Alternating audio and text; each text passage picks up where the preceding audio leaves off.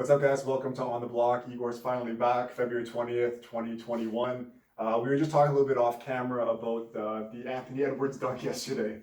And you said you didn't see in the third, you caught it after. I did catch it after. It was on pretty much every NBA page. You got celebrities talking about it. Kevin Hart wrote a post on an obitual. And, and poor Watanabe at the end of the day he was kind of left out in a rough situation. Now, there has been, pictures saying that it should never happen in the first place because out of bounds. Because Edwards might have been out of bounds. But you know what? And credit to you, because I didn't know and I didn't like the whole draft situation where he seemed like he wasn't a motivated individual. So far, he's definitely proven me wrong, and I'll be the first to state that he seems like, I don't know if he's going to be. I guess he's in the conversation for Rookie of the Year. He's probably the second guy behind LaMelo, I would think. Right? Yeah, I think LaMelo would probably be right now, but he's looks like a player, the crazy athleticism, and the Raptors won the game, but I think everyone's gonna remember that dunk because that's the thing, especially Minnesota, right? Like he was talking about it post game, he was saying that it was an incredible dunk, but they didn't win, so it doesn't matter. And I was chatting with Zane yesterday too because I watched a draft with him, and you and Zane, of course, were not sold on him. And after those comments he made, of course, because he said that football was his first love. Yeah, it really sounded like he was playing at the NBA because he knew that he could make some money, and he didn't really have a passion for it. And you can never, see what's going through the guys' heads, because when you're not motivated, you don't know if you're going to, again, and being a number one overall pick, you have standards. If he became a role player, I think that still would be considered a bust of a pick for number one. Yeah, for number one. So those comments kind of drew me out, but he's been fine. Like I said, he looks like he's going to be an impact player in the league, and we'll see how he progresses the rest of the way. But they played the Raptors tough a couple of times, and again, they lost yesterday. But again, the kid looks like he has a lot of potential, so we'll see how his career plays out the rest of the way. I think last time we were together, we talked about the Raptors, and I think that they just got to 500 yesterday, so the Raptors were not doing too good. What have you seen since we got together a few weeks ago that they've gone on this streak that you liked? Well, I think back-to-back victories over the Bucks is pretty huge. Yes. The last loss to Minnesota was a bit of a surprise, but you're looking at the situation. Kyle's been out for a few games, but they're starting to get their swagger back a little bit, and again, if you go by like projections, I saw one today with those database stats that the Raptors are actually favored to come out of the East and go to the NBA Finals. According to what? I think it's those. Is it SPI, BPI things that they do? ESPN did it. I think so. It's whatever that tool that they have. The Raptors are projected to finish about third in the conference now. They're in the conference and still win the East. They have the biggest chance to actually go to the finals. So they're stating the Raptors have an 11% chance of winning the finals and a 27% chance to get there, which is higher than anybody in the East, which surprises me at the end of the day. Pascal's got his swagger back. Freddie with his 52 points was extraordinary since the last time. He was 3 for 20 yesterday though. He's had some bad shooting. He's had some bad shooting games. Again, he's a hot and cold player, but Pascal looks like he's gotten his confidence back. He really laid it to Giannis, and I remember you texted me while you were watching the game with that situation where he literally took Giannis one-on-one and beat cooked him. Yeah. Which again shows that Pascal's gotten his swagger back. OG missed 10 games, missed yesterday, but again, to me, we debate this all the time. I think that his handles improved quite a bit, and you can see him more confident. And again, he's making those strides, but unfortunately, again, the calf injury. So my earlier prediction was where he could possibly be an all-star. That probably cooked any opportunity at that whatsoever. But again, he wasn't at that level early on, so I think Freddie might have an outside chance. He probably has the best chance, right? Yeah, I would assume so. But overall, like I said, they had a really rough start. Again, no home games really because they're in Tampa. I think that took their effect. But now again, looking at the East, most seasons you'd be like, well, you're 30 plus games in and you're at 500. That's not a good record. But man, looking at the situation, 500 per point was at. I think that's probably right now they're in place. Sixth. Yeah. And ahead of them. Boston and Indy, 4th and 5th tied, 14 and 14, and the Raptors 15 and 14. The Raptors are 15 and 15. Well, there you go. So, you can tell that because of the small off season, there hasn't been as much parity in the NBA this season in a long time, and some people like that, some people don't. I think that it's it's good for the game. I mean, the bettors probably hate it at the end of the day, but I think it's great. And again, you don't know what the situation is going to be. And the Raptors are right back in it. We thought originally maybe they're struggling hard. Maybe it's time for a lottery pick, but it looks like they're it's going to be a playoff situation. Based on maybe also how bad the East is, like they've picked it up for sure. Got to give them credit, but like looking at teams behind them, like Miami, they're turning it around because they finally got everybody back, but they're still 12-17. Atlanta's been disappointing. Well, but you got to think about it though. Like it's literally one of those situations. Like Milwaukee was missing, and we were missing Kyle. So at the end of the day, I mean, it equals out with Drew Holiday. But man, if like let's say Butler or again protocols, you miss another 2 weeks, you just fall right down the rack. It really is a lot of luck in terms of who ends up being healthy, all that whole situations. They play a key role. And again, there's some of those teams have had bad. Like Tatum was gone for Boston for 2 weeks. Marcus Smart's been gone for a month. And again, and they were missing Kemba Walker to start the season. So a lot of teams are just going in flux. So it's literally going to be just trying to get to the playoffs. Probably going to be in the bubble, and it might be a crapshoot from there. You think they're going to go back to a bubble in the playoffs? I think so, because I think they'll try to do a situation where they really want to limit the travel and again maybe it'll be obviously they won't it'll be a less of a bubble because they played some regular season games in there, so it will be a little bit more compact.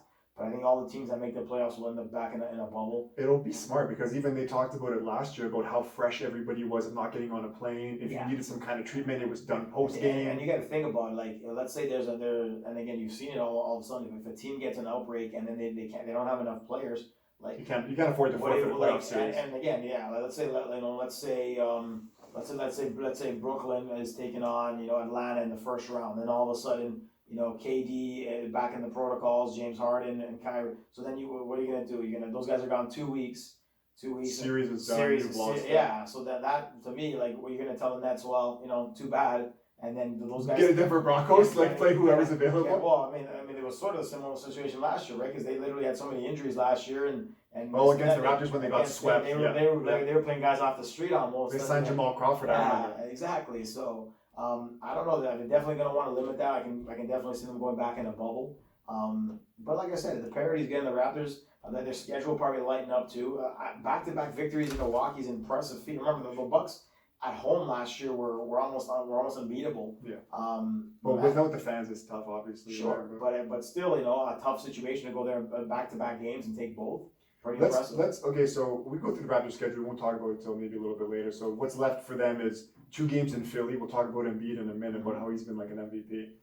At Miami, Houston, Chicago, Detroit, Boston. So like, that's about not the murderer's row exactly, right? So that's been okay for them. Milwaukee, quickly, let's spend a minute on them.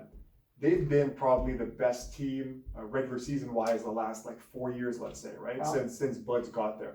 What do you think the biggest issue with them is? I think Giannis is taking a step back. I think he's been worse this year than what he was. I think Chris Middleton's been worse than what he was. And that's basically been the situation. They haven't gelled as much. Teams have started to get a playbook on how to play Giannis in a different manner. And again, his shooting hasn't been there for the most part. So. And like I said, it's one of those things where again, no training camp. You bring in a guy like Holiday. Again, there's a lot of situations there, but like they're definitely not as like I said. I mean, I know you're very on board with the whole Brooklyn Nets situation because again, talent wise, it's definitely there. And we'll talk about that later. There has been some strides, at least for now, and I quote on for now. But yeah, they just seem like they're not the same dominant force that they've been. And you saw them again. If you were to tell me that the Raptors would go in there without Kyle and with Giannis healthy and majority of the Bucks healthy minus Holiday and take both games and take them pretty dominantly, I would have thought you were nuts, right? You would have bet $100,000 like that guy did on the Raptors +7, right? That was a joker bet at the end of the day because they never even I think the game they never threatened to win the game. They never even threatened to win the game. Like the Raptors dominated them from the first quarter. So 7.5 was easy money. Good for that guy. I mean, I wish I had gotten in on that, but it is what it is. What it is. Sell the condo for a day and move back in the next one with a new one. I mean, if you had a time machine and you know yourselves, you'd be a millionaire in no time, right? But unfortunately, we don't have that. I have the type of foresight at the end. But no, I mean, they're definitely not a dominant. And again, it's a wide open situation. It really is, like we said, health. I think Philly and Brooklyn right now are the top teams in the East, right? Like, and Philly, I guess, with their new system under Embiid on a different level, getting some shooting. But like I said, that also depending on what happens in the playoffs. We've all seen what happens there, but we haven't seen this, and this is where me and you differ on everything. I guess that whether it be Brooklyn or Embiid, we've never seen Embiid be this consistent the whole season. Sure. Not be injured, play at this height of a level. Same thing with Jokic. I feel like Jokic, he's done in the playoffs, but now I think that he's lost like another 20 pounds. He looks slimmer. He's playing like 38 minutes a game. Jamal Murray went off yesterday for 50-something. Denver looks like they're kind of getting their stride back too. But with the Bucks, I was going to say, so Middleton, I was just pulling up some stats when you were talking. He's leading the team in scoring. Or sorry, not, but he's, I guess, the most efficient. So 20 points a game, 5.7 assists, shooting 50% from the field, 42% from three, 89 from the line. So I don't think you can really look at him and say he hasn't brought it. But Giannis, 55 from the field, most of the dunks, but 27% from three is, I think, the biggest thing. Well, I mean, but like, it's also that thing is again, Holiday. I thought Holiday's been having a pretty good year, and he's way better than Bledsoe. But he is. But like, again, it's just one of those things. Is Chris Middleton? If you consider Middleton to be the second guy, is he a good enough guy to get you into that finals contention? Would you take Middleton over Pascal? No. No. Yeah. Not at full capabilities. When Pascal is on his game, and I still think that Pascal still has some growth to do. I think last year in the playoffs, he as the one of the number one options, he kind of like won. But I think Pascal, and you saw it even in that Giannis situation. I remember Giannis is the defensive player of the year and stuff. You saw when Pascal is on and as his game develops, he can be a special player at the end of the day. So if you're going to say on value, and Middleton, I think is also a little bit older as well. I believe, not by much, but I mean, I would definitely probably still keep up with Pascal because I think still Pascal has something more to give.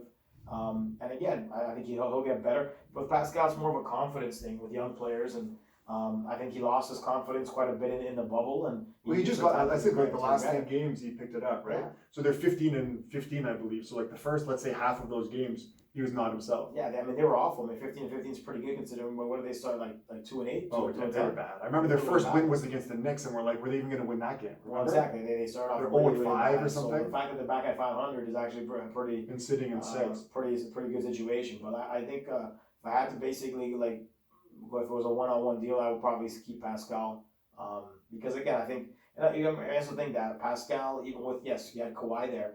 He proved to be a pretty vital piece in that playoff situation where you can tell he was maybe the second best player on the team against the Warriors. With a superstar on the team. Sure. Yeah. And that's the situation. But again, Middleton has the superstar on the team technically, still hasn't been able to get over the hump. But I think the thing with Giannis that is the difference with the Kawhi and everything is these superstars that can't shoot really puts a big burden on everybody else, I think right? Nurse, had a good game plan, and I think a lot of teams are going in on that game plan. So I think it's definitely. Giannis is nowhere near the MVP discussion this year.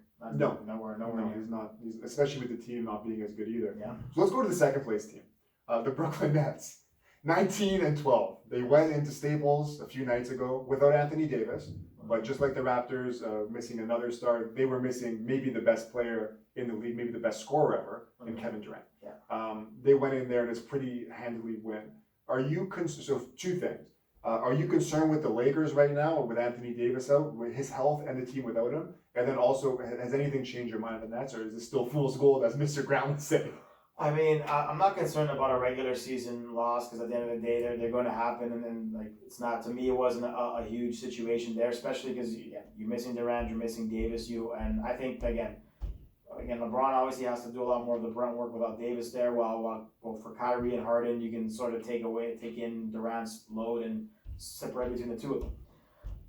I'm not really concerned about the Lakers because when it comes to the playoffs, until you knock off the top of the food chain, which when you get to the playoffs, it's a proven point. Without Anthony Davis, you're not worried? Well, again, depending on the situation, now if Davis is injured long term and he's not ready for the playoffs, then it's a concerning situation because I don't think they have the depth. Again, now trades. Harold Gasol right now, right? Like Well, those are the again, guys. Harold will play a bigger role. I'm a big Harold guy, you know that. I mean, Mark to me has been, he's actually been better than I thought he was going to be. And they'll need him to go against guys like Jokic in the playoffs, right? But again, if you're expecting Mark to be an impact player at 36 years old, I mean, I don't think that's a championship level situation. No, but just to play 20 minutes and play some defense. And again, but he foul trouble, and as the games get on, it's a matchup thing with Mark. We saw it with the Raptors last year. In that Celtics series, he was a disaster zone. Oh yeah. And again, he wasn't even playing a top end center. He was playing Daniel Tice. So overall, like, I'm not concerned about the Lakers. I think everyone's going in an influx situation. The Nets, I will say that at the end there seems to be some kind of Kyrie and Harden for now. I want to say for now are starting to say, hey, I'm going to be like Kyrie's like, you're the point guard, I'm going to be the shooting guard, and that seems to be the circumstance. So they're definitely trying because again they listen to the media stuff where everyone thinks they're not gonna coexist. So right now they're doing the best, but like a first date. But it's one of those situations where when you and again they've had some bad losses. When we saw those two, I was going to get through their schedule. The Wizards, they've had some bad losses. The thing with them is that, again, I don't know who they're gonna pick other people up, but they're literally at this point gonna have to outscore the majority of the opposition handily because the defense is pretty bad. If they pick other guys up, and maybe they get some efforts from maybe DeAndre Jordan goes back to 2015 or 2014, might be a little bit more of a difference maker. Again, they have all the capabilities, but it was never to be about talent. Of course, they obviously have a lot of talent. It's all about if they can gel and the mentality is there. Now, and in the regular season, it's all well because a lot of these guys, let's be real, they don't take a lot of the regular season seriously. Come the playoffs when the pressure's on, and you maybe lose a game or two here and there, then I want to see what they're going to do. Because remember, that's been the problem the whole time. KD, you can say that at the end of the day, he's taken some teams, some loaded teams for the most part. He's done, and again, lost 3-1 to the Warriors when he was on the OKC when they're up 3-1. They blew 3 games in a row. Again, something that never happened to LeBron. Just want to bring that up. But 3-1, he never blew a 3-1 lead. He's been swept in the finals before. He's been swept in the finals, but he's never been leading 3-1 and then came back.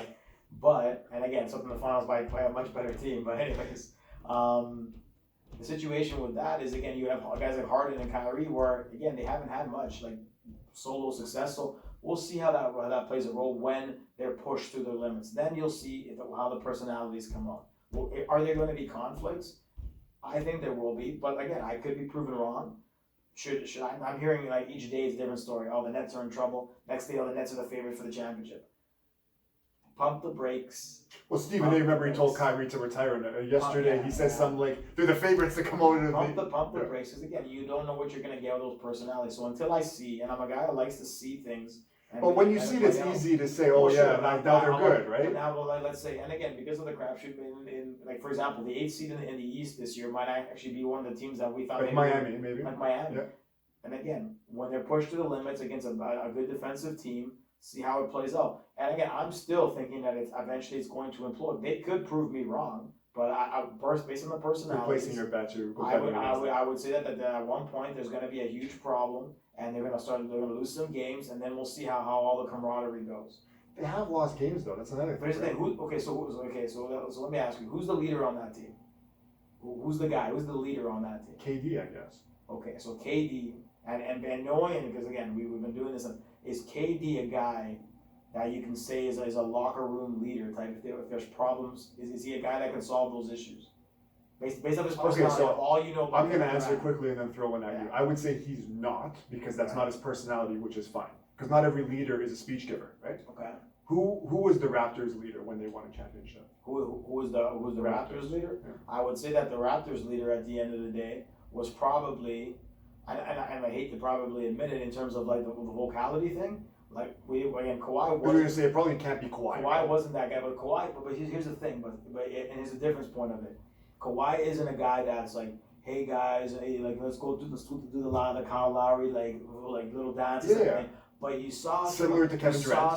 You saw some of the guys that, but Kawhi's one of those silent guys, those silent terminator. He's a killer. Because you remember when Nick Nurse said, "Yeah, we're gonna go to Golden State," we're only going to get one. Kawhi said we'll take two. We'll take two. And that right there is a leadership big. And though he might not be that rah, hoorah guy, Kawhi, and you can talk to all the Raptors, it's the same thing. The sense that Kawhi gives them in that situation is you don't have to be that like great, but because of the way that Kawhi conducts himself, the guys are all had that belief that everybody just looks at him and says we can do this. And if I'm again based off of the situation, do I feel that that's the same like with Durant and personalities? I don't. And again, if there's a problem between KD and Harden, who's Durant going to side with? I think he's probably not KD and Harden, with Kyrie and Harden. I think he's going to side with Kyrie because they're best buddies, which could put James in a situation. So like I said, regular season's all well and good, and a lot of these people, they're probably not going to finish first. A lot of them don't really care about the regular season. I want to see based off of what happens in the playoffs. And yes, I can say, but I'll take it right now onto the bank on February, the 20th or whatever. I'm still thinking they're gonna have some problems, especially first year, no training camp and so forth. And again, I don't know what they're gonna do with the trade deadline. Maybe afterwards when the trade deadline. They can only get so much better, right?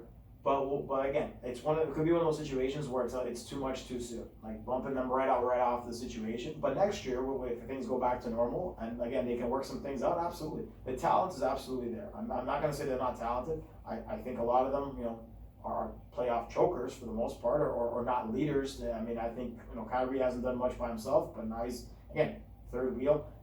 But getting back to the whole thing of not doing something by yourself, I think we can look at Toronto and say the same thing. And then when we say that, right, with Kyle and DeMar, for example, because we've seen the first hand look live, been at a game and watch it, which then begs the question: how many guys in the playoffs as a number one option have been the same guys or better, or elevated their game in the playoffs? And there's honestly not that many guys in basketball that you can look at and be like. And I think that's what separates all-stars from superstars. I know what. Who? Well, I mean, if you're gonna say elevation in the playoffs based off. No, but even like bringing your regular season numbers, like not. Oh, well, that's different. Well, I'm like for example, I would say that for example, based off of the situation when he has the teams, like I think Steph's done a decent job. He's had some rough playoff series, no doubt, but. He's a proven winner, proven guy at the end with of the day. Elite teams, though. Right? Like, let's look at. Okay, I guess let me better phrase the question. If you're like a 5 to an 8 seed, what guys have you seen since I can think of one guy off the top of my head clearly who has done it. But like anybody that's not like like a top 4 seed, had another established superstar with him, has done that, because like the Kyrie's argument you can make the I don't know about superstar, but you can make the thing that Jimmy did that last year. Yeah, that's what I mean. Jimmy, right? And Jimmy's like probably a top 10 player in the league. Top 15. 15 probably, right? And then Bam is a coming all-star. Yeah, right. And then even Paul George, let's say. You can look at Paul George, who's probably a top 10 player, and really what has he done in the playoffs by himself? Pandemic P at the end of the day. But it's the thing, and guys, and that's where guys like, for example, guys like Damian Lillard, for example, aren't given enough publicity. That's what I'm getting at, though. There's probably 5 guys, 10 guys in the league. And Damian does that quite a bit, but he just hasn't had the supporting cast. Nurkic is down again. CJ's down again. So again, is he being wasted in Portland? You could probably make that case if he was on a better team, but would he have been into another run? Chris Paul's another guy at the end of the day that's been in those same situations. In the playoffs, been pretty solid, right? Anyways, the guy that I was thinking of that was on terrible teams always, but not terrible, playoff lower teams that always brought it from Raptors days, Bradley Beal. Sure. Like every time we played them, John Wall was a little bit more hit or miss, but still, Beal every time he played the Raptors with those old like I said, Beal's wasting away in Washington, and for the betterment of Beal, he should probably have asked for a trade by now. But this is what separates basketball too from every other sport, right? Like let's look at the Leafs, right? The Leafs, fact, they've lost in the first round 5 years in a row, let's just say. You know better than me, right? Well, so does Austin Matthews look at this and say, hey, you know what? I'm not surrounded by enough talent. Get me the hell out of here. Give me to Pittsburgh or something. Not as of yet, but it does happen. We just saw that stuff in your boys in Columbus that that because the coaching and so forth. You just had that Patrick Line trade for Dubois because Dubois didn't want to be there because Tortorella was holding him back. Not holding him back, but Tortorella's personality just. And Line said the same thing as soon as he got there.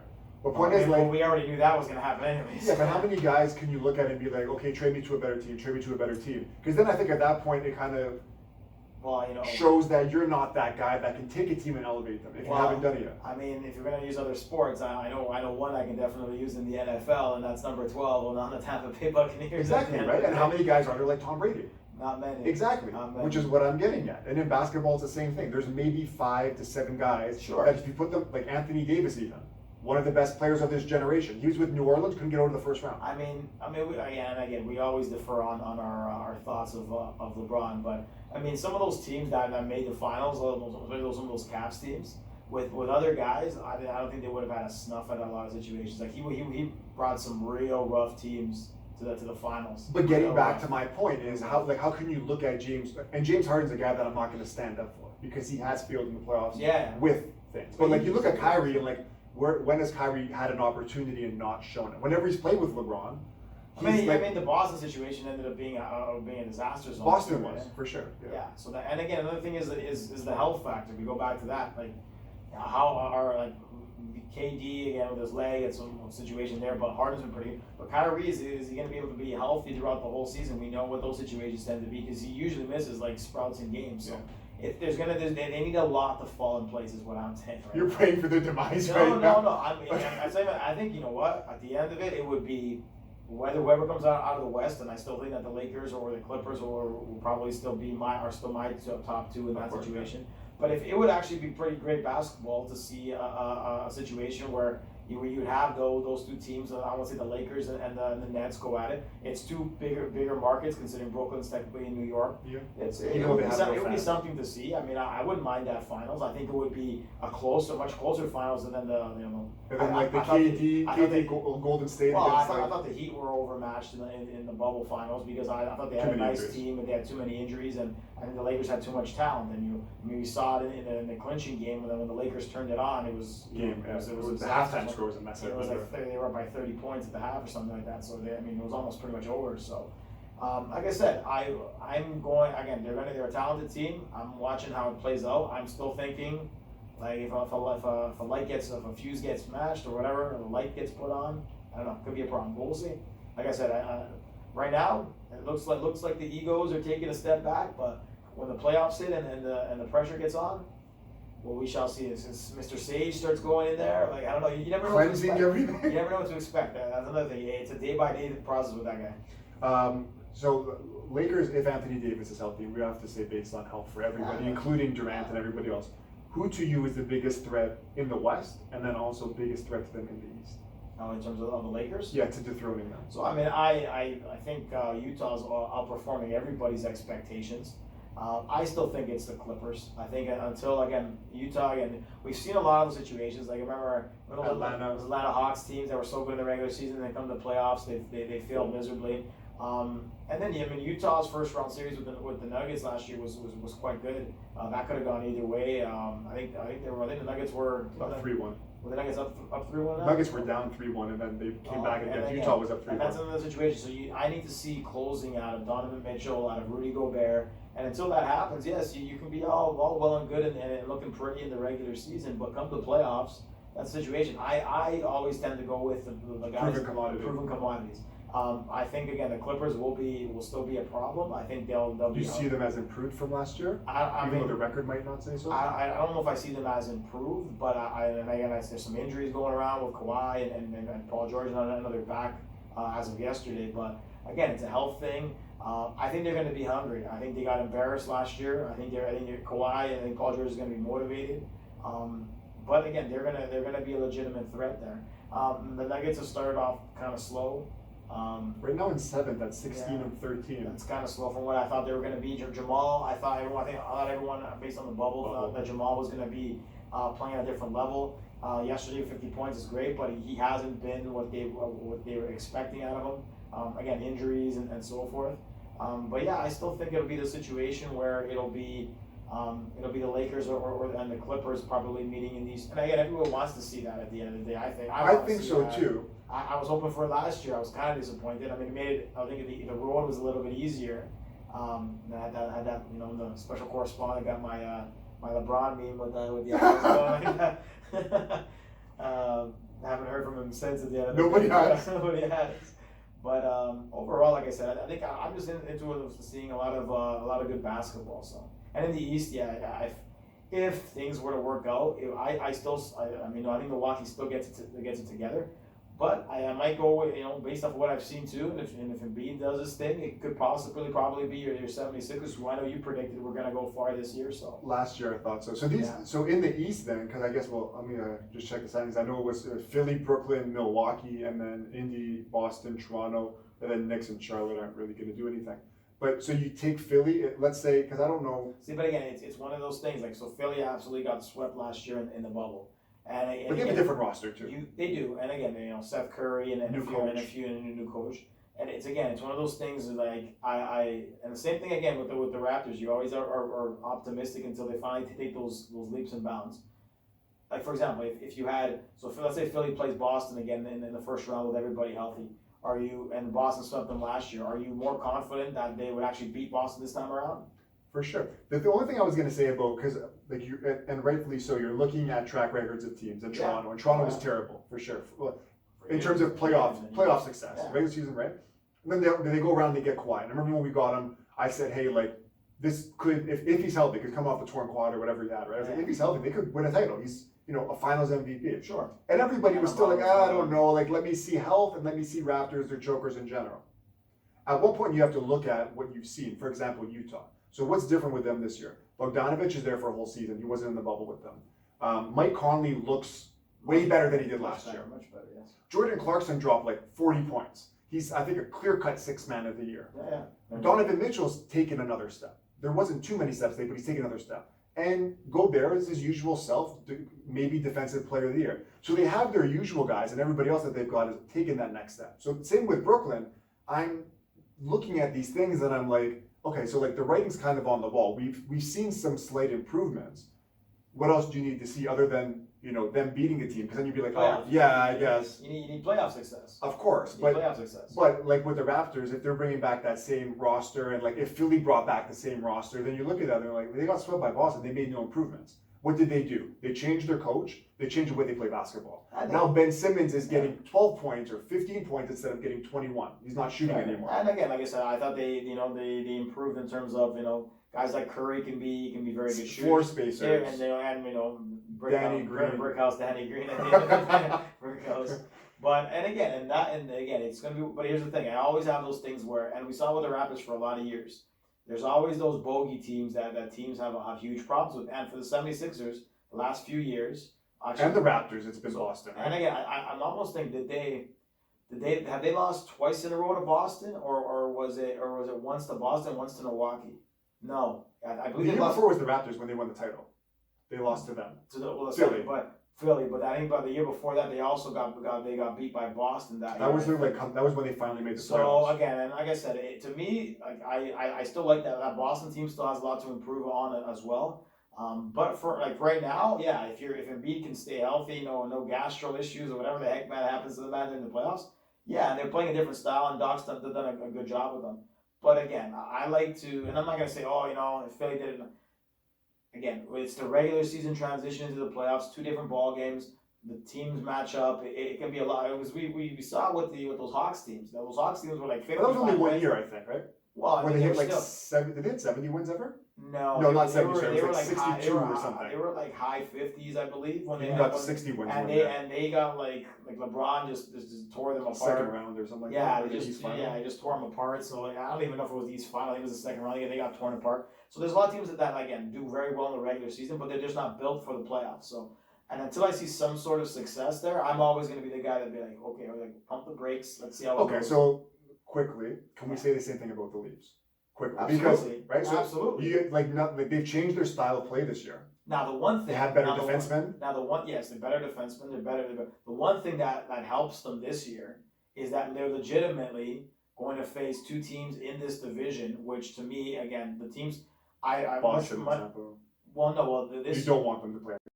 This year, they'll be playing those Canadian teams, and they've already been going to play those teams 8 times, so they know what to expect. Do I expect them if they draw? I mean, they absolutely dismantled Vancouver. The Leafs are clear and above. Maybe again, McDavid and Draisaitl clear and above the best team in terms of overall. While Montreal might have a better defense, they don't have the offense the Leafs have, vice versa. And again, we'll see what Freddie Anderson does. So this is definitely a genuine strong opportunity because Boston, Tampa, those are bogey teams. But so in a regular sense, would I still be fearful of a situation of playing Boston and Tampa?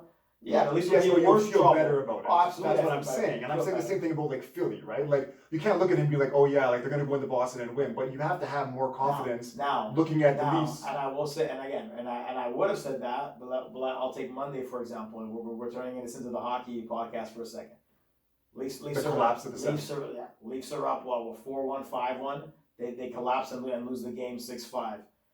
With a four goal lead, and that's again the Leafs are same thing. That's gonna happen, I guess, right? Well, no, but they can't be trusted, and that's why even they're like 13-3 or something, right? But true, but here's the thing, and because of again losing to the Zamboni driver. Oh yes. And remember the Zamboni driver was this close to coming in. If Murray goes down injured, the Zamboni guy. Same guy in the. I'm assuming the third guy because they have limited roster spots. So I'm assuming that if that happened, I think was that in Toronto. I think it was in Toronto.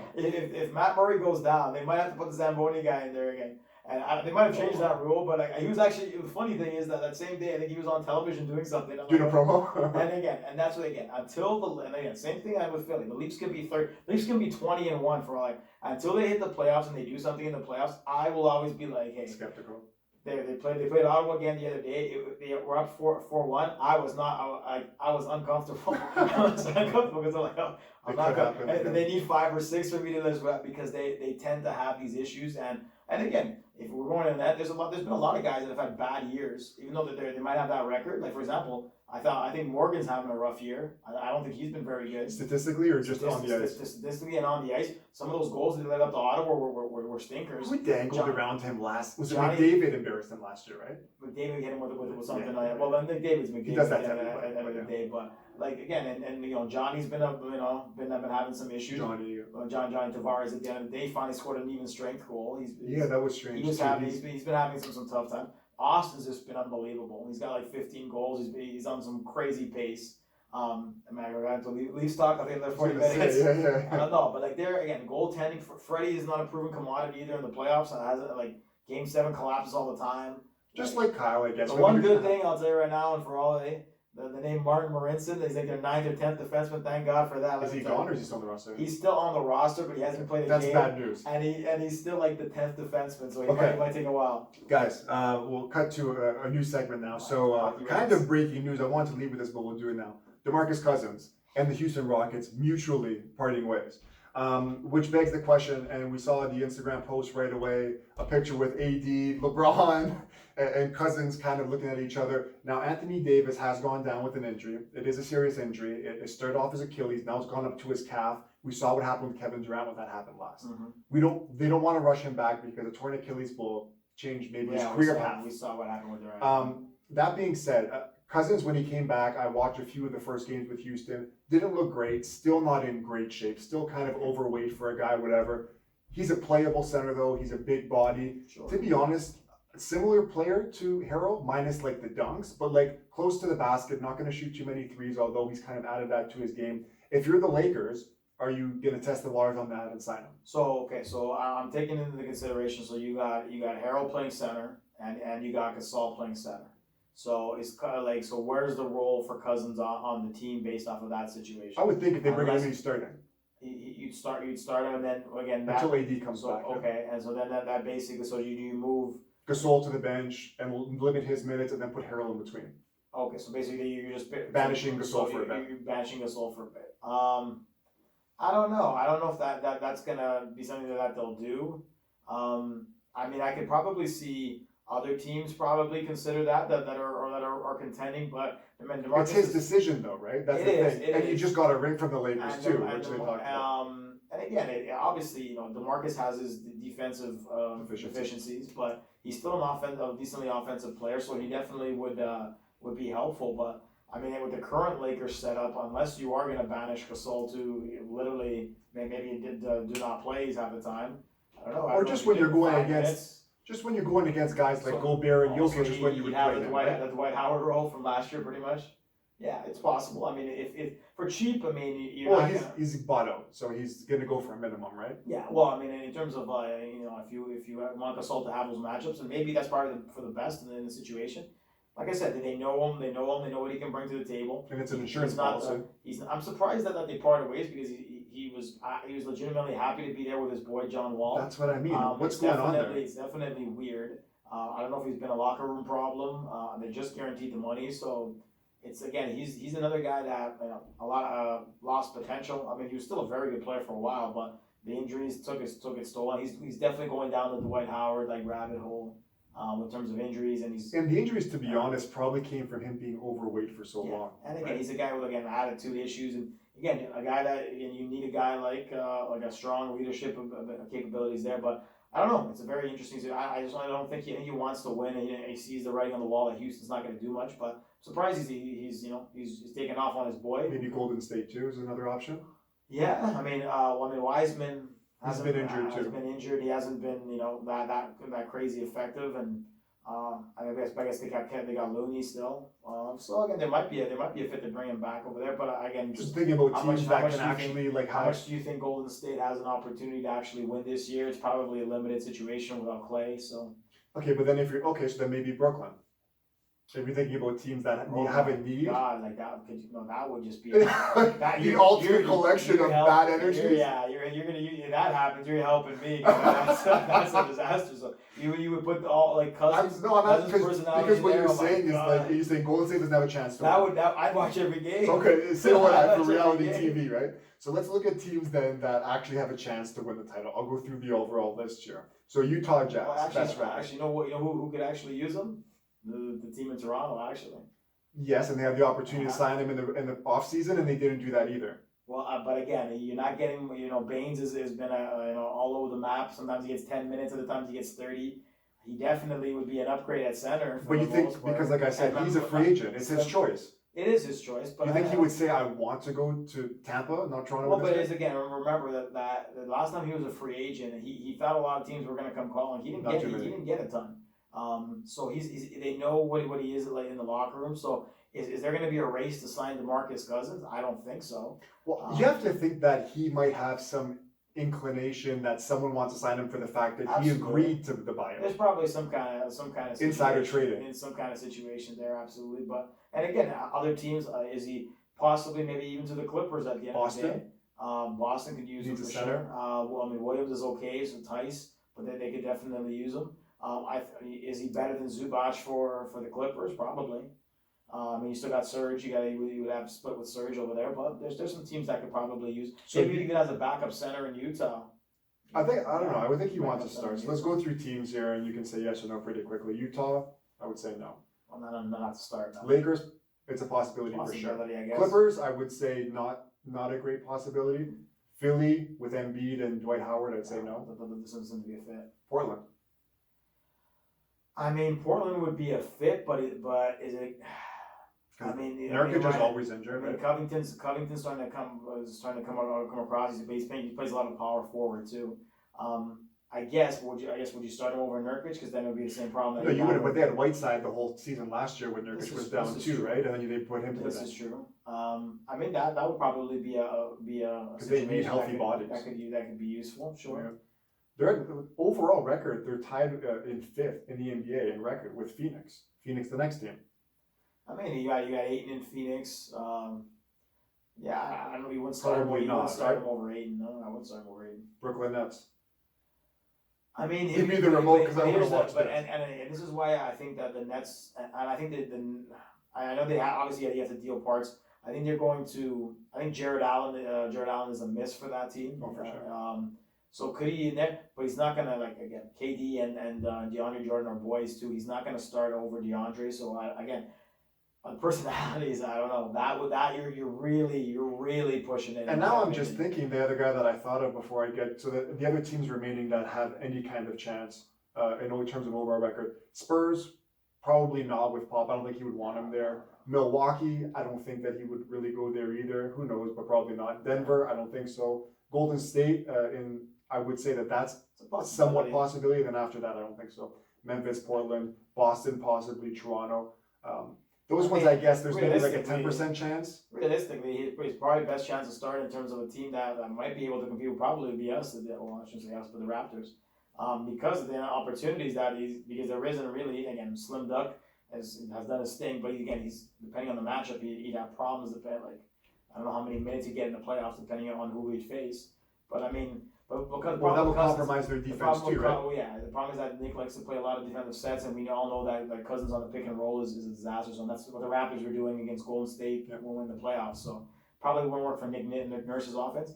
If he was the DeMarcus Cousins from a few years ago, they probably would definitely try it out if it was on the cheap. But there's two things I guess. I would say probably Lakers is.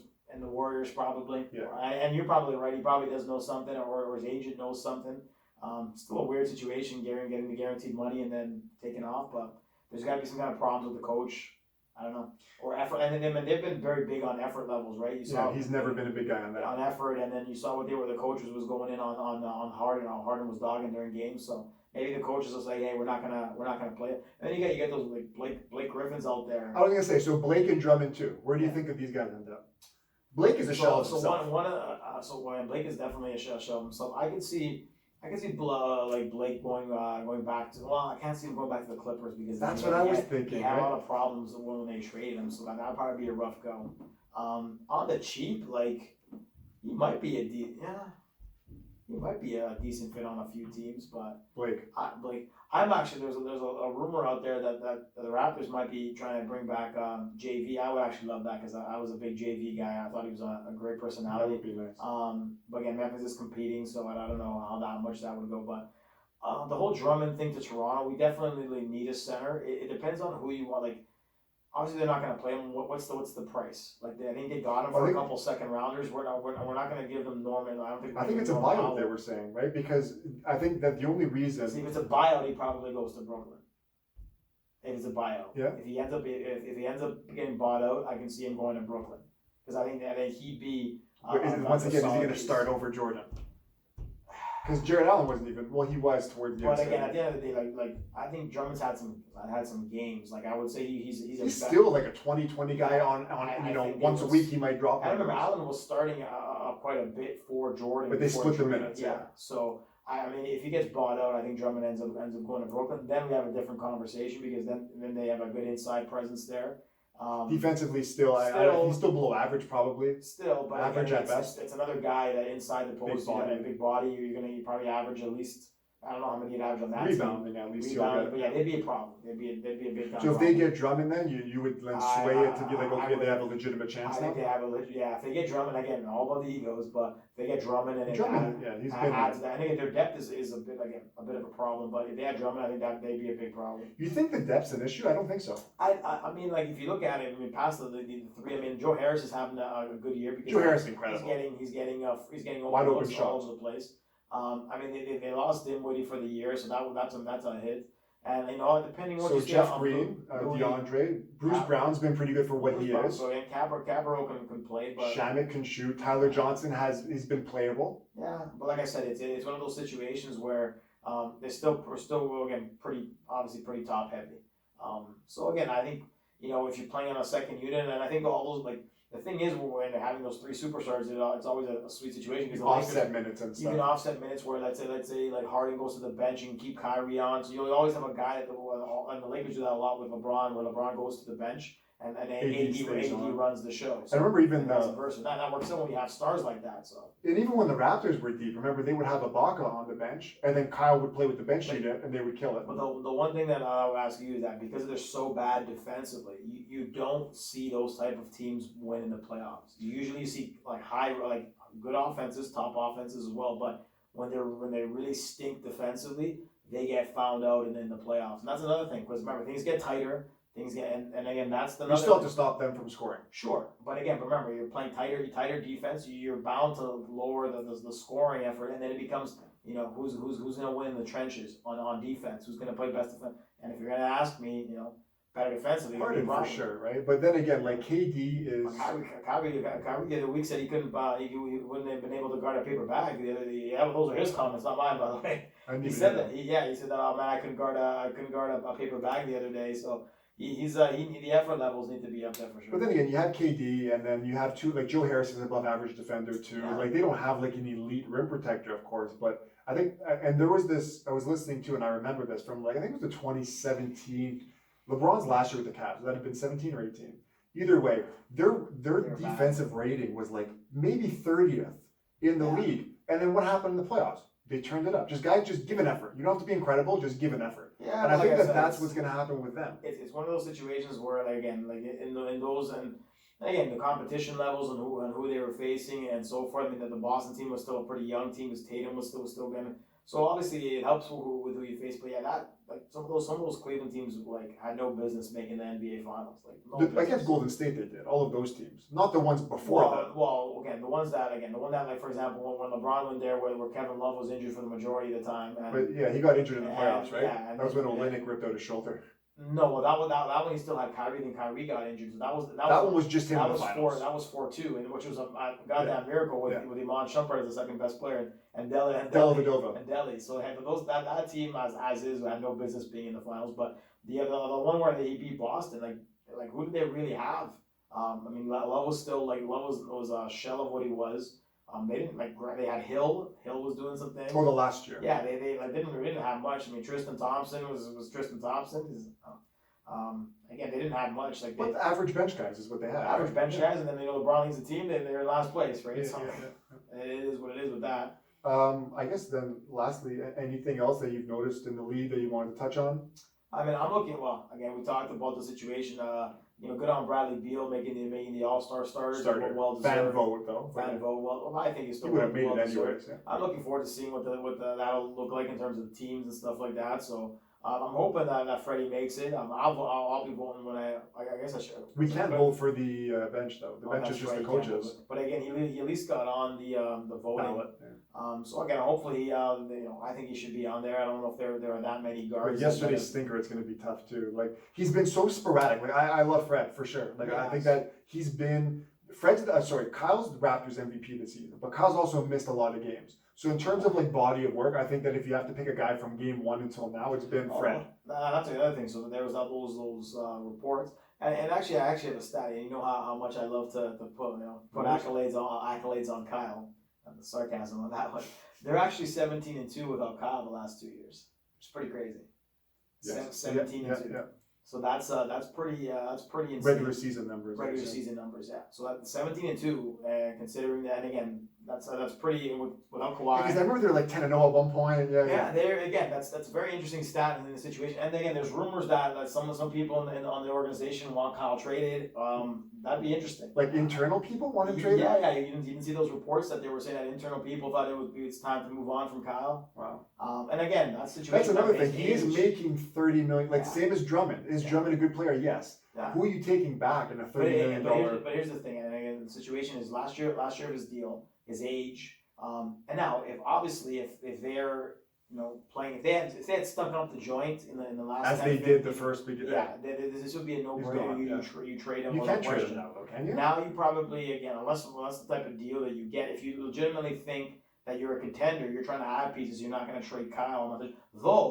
Though remember during those talks to when they got Gasol, there were talks that Kyle was going to get swapped out from Mike Conley at the same time. So before they won the title, yeah. Yeah, and again, so they ended up being just Gasol getting for JV and the other CJ and all CJ. that. CJ still in the league. He's not in the league anymore. Last year he was. He's not anymore.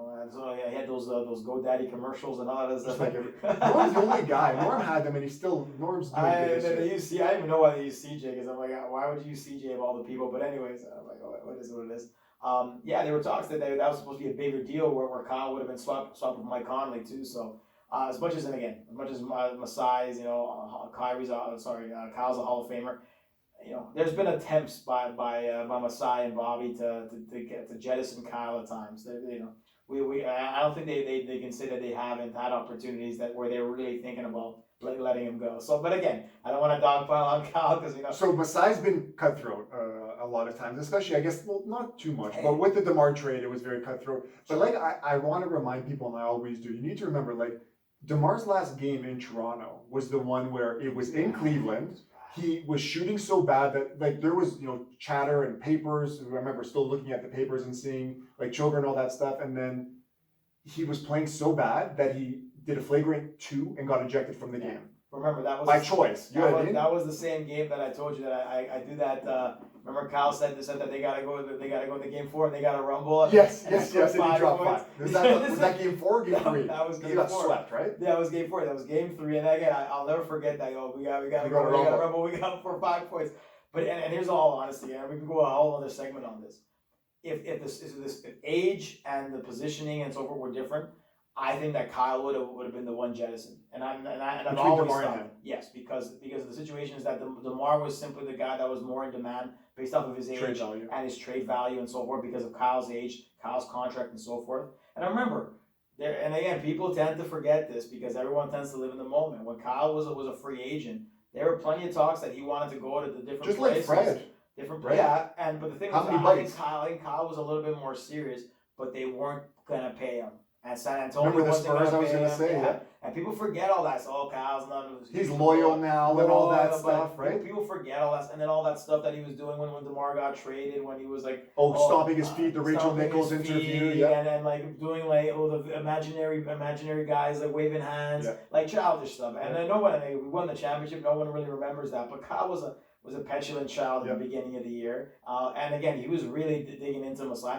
And again, not that Masai is, and I'll be the first to admit, if Masai had made that deal with the Knicks, the original one where Kyle was for a 20th overall pick or something, for the first, and I think it was the first Iman Shumpert, who at that point wasn't much, and I forget the other piece, but it was a spare part. That would have been a horrific trade based on what Kyle ended up accomplishing, and I'm not even a Kyle guy, and I wouldn't say that was a bad. So I guess Masai got saved from making by destiny by not making that horrific jump. But again, I don't know who they would have taken at 20. I don't know what that draft would have been like. Maybe he picks a star. I don't know. But again, odds are the guy wouldn't have with the career that that Kyle had. And Iman, Iman's best known for he's married to Tiana Taylor and those music videos. So at the end of the day. But what do you think about the whole because I think I did something solo on this on one of the podcasts is like. There's a big thing in the NBA now about culture and about being treated well. And we will talk about before we leave the Draymond Green comments, because I did that too by myself. Yes. In terms of league and saving face, would you rather, because everybody's so sensitive these days, if let's say Masai, Bobby Webster pull a cutthroat deal and they send him packing now. Okay? Now that all around the league are going to be like, oh, Masai's not loyal. Why do you want to go play in Toronto? He's sending the greatest Raptor of all time packing, right? So this is what I mean. So you have to look at it this way. I was looking, do you trade him and try and get something because he's probably not going to come back because I would say that Kyle's going to go to the highest bidder next season. Okay. Fair? Do you agree a little bit, right? Even though he doesn't need any more money, he's made $60 million just the last 2 years. He's probably with the highest bidder. Or do you roll the dice and then Kyle leaves and you go, I have to do what's best for me, which is going to transition into Draymond Green. So go ahead. So I mean, in those elements of things, and looking at the landscape of it, and besides the stats that I mentioned with the ESPN or I think it's SPI that they have with the percentage. Are the Raptors a legit top 4, top 5 favorites to probably make the NBA Finals? I would say no. And there's the thing, that's everybody's goal, obviously. Would I, and again, because of my biasness, and because again, I've never been a huge Kyle guy. If they were to trade him for a couple of first rounders and a legit young guy, would I be crying to the heavens like they did what they did when they traded Vince? Absolutely not. Absolutely not. And the reason being is that you have to look at because again, this is a very a short-minded or a short time span thing. He's gonna fall off within the next couple of years. You don't see point guards. He's already missing a lot of time, right? He's gonna fall off a little bit in the next few years at the most. If you can get some draft picks that can turn into and help you with the rebuild and get a decent young guy that could become even a first round pick, or even a first round. And again, the Clippers were the Clippers. I don't think the Clippers have a first round pick. There was something revolving around Lou Williams, Beverly, and Zubac. Which again, I mean, I think that wouldn't improve the Raptors because I don't think that would give them some more depth. It would give them some more depth at center and so on. But I like Zubac. I thought the Lakers should have kept him. Yeah. But like I said, would I be horrified at that deal? No. Would you take it?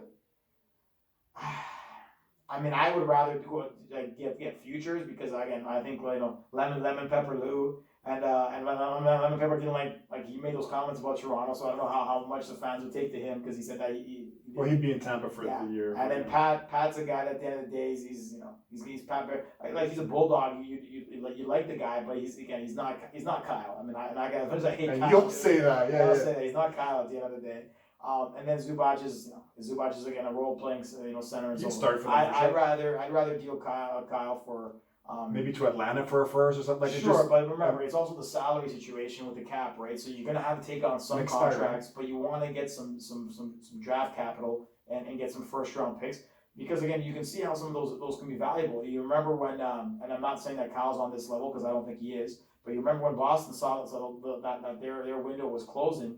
They dealt all those big name stars like Pierce and Garnett to Brooklyn and got all those draft picks, and that worked out beautifully for them because they ended up getting Tatum. They ended up getting, and I'm not saying that Kyle's going to get that kind of capital, but if you can get a couple of firsts for Kyle, a first. Oh, we traded Bargnani for a first. Remember that? Look. Well, that's just a mix. It's just ridiculous. But if you can get a first, and then who did they turn that into? I think that was the. It didn't end up being a good player. Oh, it wasn't? No, that was your. Wasn't that was your boy Jacopato? Oh, it was Pirtle. That's right. Pirtle, well, he's still an NBA rotation guy. You take him over Bargnani. But for like a 10 but that's their own mistake for drafting him at that point. But not a bust either. Okay, so let's. I guess I don't know. Finish that up about Kyle. Would you you would let him? Would you choose to let him walk to look good, or would you trade him? So this. Well, again, like I said, I'm biased in that situation. But so you'd send the it's February 20th. The deadline's on the 23rd. It's in 3 days. I thought it was March. Then March 23rd. Oh, okay. I thought you were going to say it's in 2 days. I was going to say it's March 23rd, March 28th. Yeah.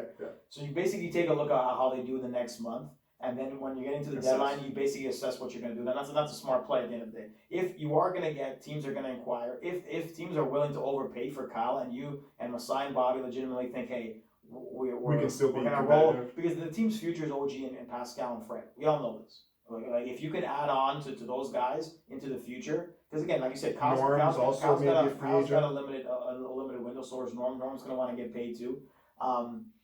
You add on to those if you can get some picks for it, and let's say they drop like 5 games, 6 games under 500, and you're like.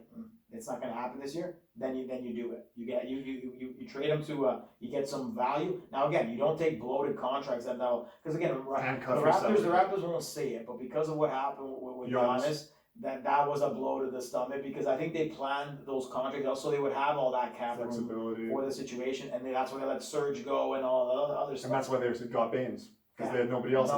And Alex Len's not playing on the Wizards and all the other situations. So. If the team isn't playing well or there's no real moxie that they're going to do anything, yes, you deal them. That's the smart play. Because what's the point of mediocrity just to give Kyle maybe Kyle wants another chance to win a chip, and maybe if he becomes a hired assassin on the Clippers. Does that mean he didn't sell his house or whatever it was, right? It was listed or whatever. So he's probably already on the outside. Tom Brady did that in New England last year. But even so, his contract is up at the end of the year. So I think that's him saying, I'm probably not resigning anyways. And there's a chance that either he leaves in best case scenario June if they miraculously make it to the finals, or his last game is in beginning of April, and his time with the Raptors is done. Still not the greatest Raptor of all time, but anyways. No. But again, like I said, depending on how they are, you're waiting another month. Wait on the offers. I think you'll get a better one than what the Clippers would be offering. I don't think you make a deal unless you get a first round pick.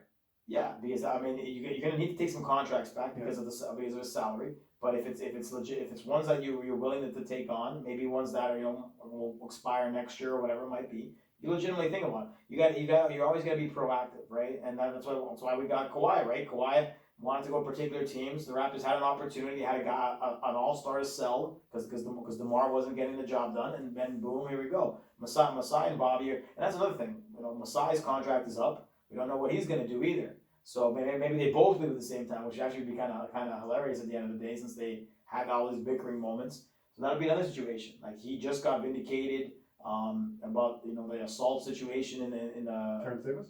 No, well, that Terrence Davis as well, but also remember Masai was getting with the cop in Golden State, which is absolutely ridiculous. But again, it's gonna be an interesting month. So we'll see. If they struggle, if they end up in a bad spot.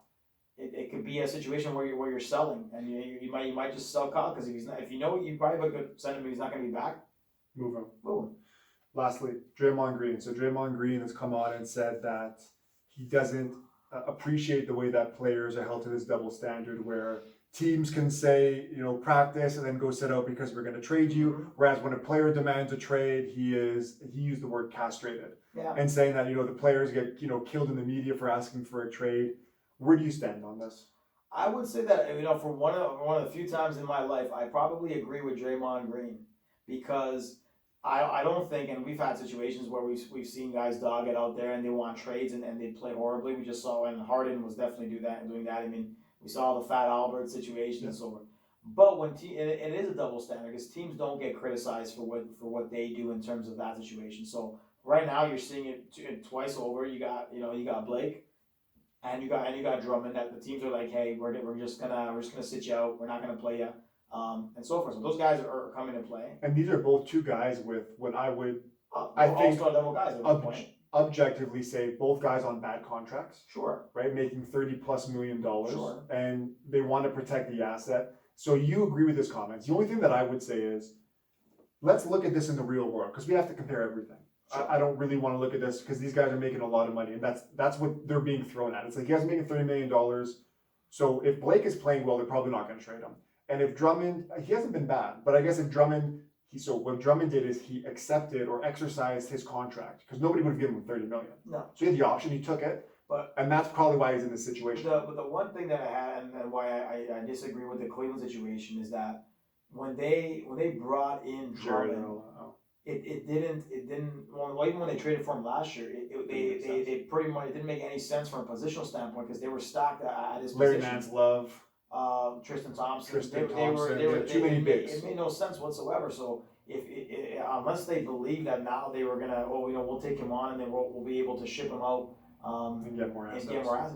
But I don't think you're gonna. Well, like, what are you really gonna get at the end of the day if that contract wasn't half, you're getting something at $15 million, but at $33 million, you'll be lucky to get it the second round picks that you got last year. No one's gonna pay a huge amount for a guy that they know you have to trade or buy him out if you want to lose the money.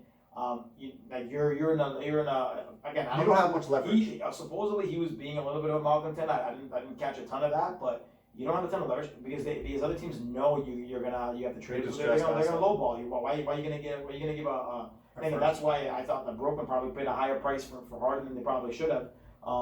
Because again, their draft capital's again done up the yazoo. Again, this is like the last like twice, or they've done this like twice in the last like 10 years. If all those guys resign, though, it's not sure. that big of a deal. And again, and if you win a title, it's not. But I do agree with Draymond that when players do that, they do get a lot of input. When the teams do that, but should they not be? Like we saw it with Vince, and you're not on Vince's side when he asked for a trade. Nobody is. So how do you look at that with the double standard right? So with my situation, I've always looked at the Vince situation is that while Vince didn't act professionally, and I think he regrets the way that he acted. He still to this day says he didn't demand a trade, but his effort levels definitely went down. Exactly. But we're actually seeing a very similar thing in football right now with Deshaun Watson and the Texans. Vince was looking for a situation from the organization, but Vince believed that the organization failed him. And Richard Petty, if you watch the Carter Effect, will say as much that the organization didn't mess up with Vince. And that was the situation. Vince felt that he got slighted by the organization. And then it went downhill from there. You saw with Harden. I don't know if Harden did the same thing or what. Well, Harden did everything possible, right? Like he was in strip joints, he was partying with rappers, he was in Vegas, he wasn't even in the training camp. Yeah, he said trade me. Like that was probably the worst thing we've seen in terms of a guy demanding for a trade. And then he was out of shape, and then all of a sudden I don't know what the heck he was doing, if he was doing that on purpose, but then as soon as he got to Brooklyn, it looked like he lost like 30 pounds. I don't know how that worked out. It was really weird. He had the Fat Albert from Fresh Prince outfit. Yeah, I don't know if you. And it was not weird though. I don't know how he did that. I don't know if it was like if he was wearing it in a specific ways to make himself look like he was more out of shape than he actually was. Maybe it was just a bad fit. I don't know. But it was rough because it looked like he legitimately lost like 20 pounds overnight. It was pretty crazy. But anyways, to go back to the Vince thing, is if you look at it in hindsight, he did do the wrong thing. But the organization also did the wrong thing because the proof is in the pudding that when they hired and all he wanted, and was Julius Erving to get an opportunity to And they GM. got Babcock instead. They got Babcock, and Babcock was horrendous. Yep. So was Vince reckless? Could Julius have been any worse than Babcock? I would probably argue no. I don't remember, and this is one of my favorite quotes of all time. And I've said this on the show plenty of times. Was it an Arujo quote? No, it wasn't even the Arujo quote. It was when they traded Vince to the Nets. Oh, the 2K. And it was the Jalen Rose situation where they asked Jalen Rose, what did you get back for him? They just traded. And what did we get back? Aaron and Eric Williams, Richard Jefferson, and then Jalen looked right into the cameras. He's like, I probably could have got more on PlayStation. and that was all. And that's basically how it was. So not only did Babcock, I guess.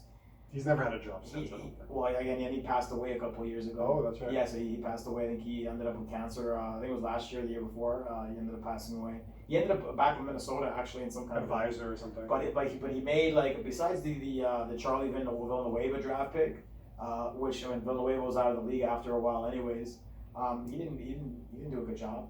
Okay, but back to Draymond though. Like you agree with what he's saying? Like you think that he's right? You think that all these players are right? I'm agreeing that at the end of the day that I don't think that the players are doing it right, but I think that the organizations don't get the same heat that the players do. Okay, but that's the only point I agree with him. And I agree with that. But you have to look at this in the real world situation. These guys sign contracts to be in these cities. Okay? Is there any kind of abuse that they've been getting from anybody? Same as your employer. Are they like giving you humane, what's it called, like unsafe workplace? No. Is there anything there that you can look at them and be like, hey, you guys did me wrong? Okay, but I would argue in a point like so Blake and Drummond aren't the ones that are saying, hey, I'm gonna sit this out. Mm-hmm. The organization's saying we're gonna do that to you. So what's the difference between an organization doing that to a player and the player doing that to the organization? To me, it ends up being the same thing because these guys want to play. Blake's not saying, hey, don't play me. He's being told, hey, we're not going to play you because we want to trade you. We want to make sure you don't get injured because he's obviously been injured quite a bit. That part I get. I get because if they want to play. Disposable asset, and then when the players are trying to do that to the organizations, they get the ton. So I see what Draymond. I think you have to move quickly though if you're a team though, because you can't keep Blake not playing until let's say March 23rd deadline. But here's the thing, and you look at the situation. So as an organization, you tell a guy that he's not playing. He's still getting his paycheck. Yep. If any of these guys hold out or whatever, they've never money. But they've never not paid any of these guys though. Well, no, like Harden should have been fined. He never was. But remember, when you're doing those I'm talking about like straight up holdouts for contracts and stuff like that. You're losing money every day that you're not in training camp. They are sometimes they do fine you internally with 5, 10K, whatever it ends up being. So realistically, in this situation, the player's still getting paid. So I guess you can say, hey, well, this guy's getting paid to do nothing. Well, how can he really complain? But it's also the optics of the situation. Yep. So for example, let's say, well, man, Cleveland and Detroit, man, like Griffin and Drummond got to be real problems because man, if they're getting paid to stay home, like. What's that say? What's that say about them? And that could have a problem when they're trying to be free agents to try to get paid. So the optics look really bad because if a team's willing to pay for you to stay at home and not give you any minutes, is there a hidden message there? Yeah, it's a bad look. So that part I get. If they're willing to play, yes. The only thing that I would say kind of on the teams, not even defense, is if you do want to trade the guy and you want to protect him, because we see this in baseball and all kinds of sports when a guy's on the block and if he's known to be on the block, he's going to be traded. Mm-hmm. You want to make sure he doesn't get injured, 100%. But I think that you have to act quickly. So if this is done in a week or something, it's cool. So Draymond's already been a week and a half. Drummond. They're going to hold him off for a whole month and a half. But you got to buy him out then. That's never happened. I've never seen someone get held out for over a month. Yeah. And that's why I'm surprised. Because at the time, the difference was that when the comments were made a week ago, I looked at it and it was like, okay, like we've seen this in hockey. A guy was literally grabbed off the bench. They'll trade him at intermission. But here's the thing. This is why I don't understand. And the Blake one I sort of understand more because of it. He's been terrible. But like for Drummond's situation, what are you? And again, he's not a guy that's off injured because he doesn't have that kind of reputation. How is it helping raise his value by keeping him at home for a month and a half? That I don't understand. No. You know it's going to be tough to trade him because of the contract anyways. Now it's even more of a problem. So what value are you really adding to Drummond? What game should that doesn't make any sense to me whatsoever. Like I said, unless he's a big problem. When I did it myself, like the solo pot that I did, it was the night of. He had just missed one game, but and that's why at that time I'm looking at it as like, hey, like if your employer looks at you and says, you can't come to work or something, that's a different story. If And the same thing here, the team or the employer at your job. Yeah. But once it's been a week, 2 weeks, I have to side with the Draymond thing. But because like the James Harden thing is different because he looked at it and was like, get me out of here after they gave him everything to succeed. Well, we don't think we disagree with that. Chris Paul, Westbrook, Dwight Howard, every player he wanted.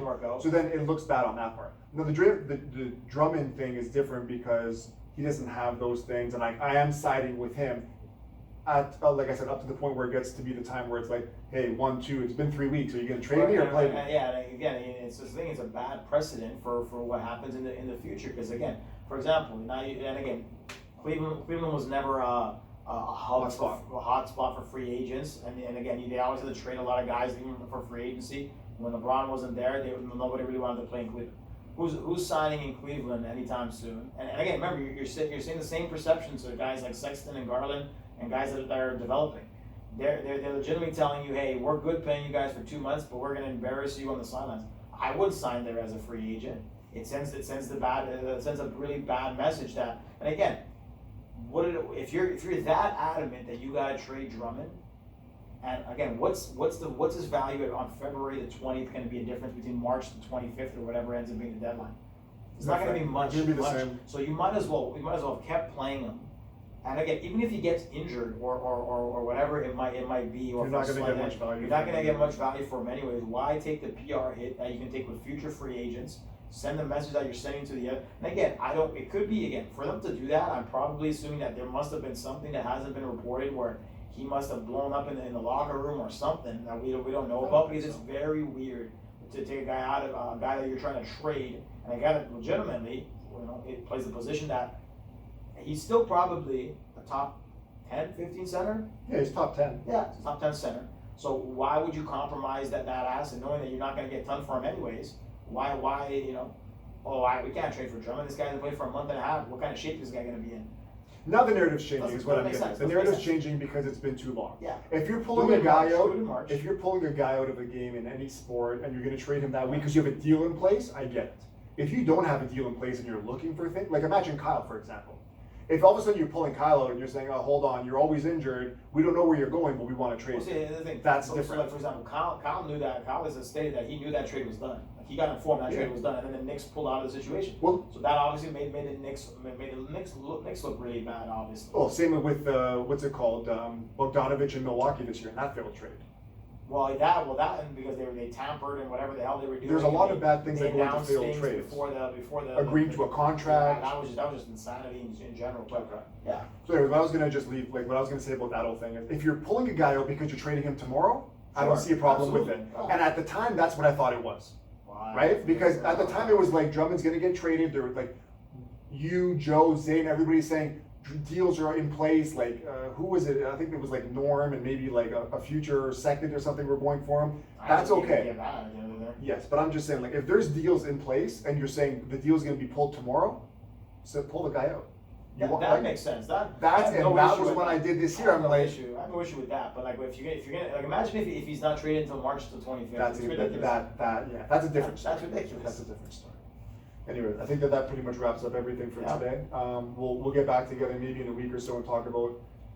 For sure at the All-Star break, which will be in about a week and a half, we'll evaluate the teams at that point and see the futures going forward with them, and speak on the All-Star game and the dunk contest, because guys should be at least named into that. Yeah. But that's pretty much it. So maybe Edwards ends up being in the dunk contest. That'd be something. It would be. Well, but in-game dunks are different from game dunks. That's the thing too. Like that dunk, one of the greatest in-dunk games of all time. Definitely. Yeah.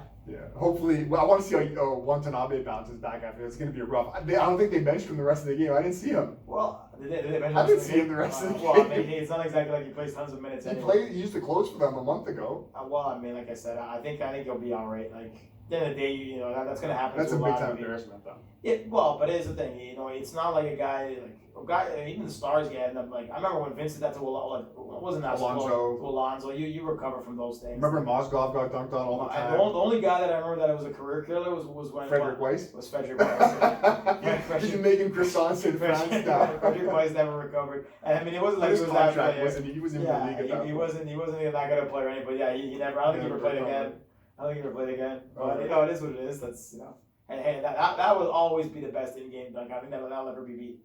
No. The size wise. Best game dunk of all time, but that one, Yeah. the only thing that you can say about it wasn't in the NBA, but the Edwards dunk has to be top 10. I would say maybe top 10 game dunk, like on a player. Probably. Oh, Or man. something. I mean, I haven't seen And like those in a Watanabe while. is like 6'8", 6'9". It's not like he's a small guy. Whereas like when Still should not count it. remember when LeBron went over Jason Terry that Oh, time yes. and the Undertaker memes? Yeah. That That was the didn't work out golden too age well. for the memes. But anyways, guys, thanks for tuning in. We'll see you guys next time on the vlog. Oh my god.